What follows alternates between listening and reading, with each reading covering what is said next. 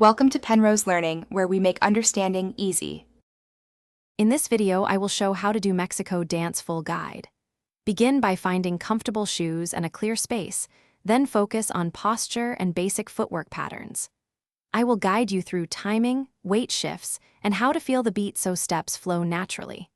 We will break down turns, partner connection, and simple choreography that you can practice alone or with a friend to build confidence quickly. Begin with a neutral stance and practice a steady count to anchor your movement. Focus on stepping forward and back with controlled weight transfers, keeping knees soft and posture upright.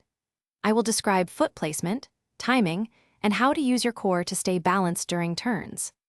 Repeat short drills slowly, then gradually increase tempo as muscle memory forms, and remember that clarity beats speed when learning new steps. Start partner work by establishing a clear lead and follow with gentle hand connection and eye contact. I will explain safe frame, how to signal a turn, and how to step together on shared counts. Practice single turns first, then string 2 or 3 together while staying relaxed and aware of spacing.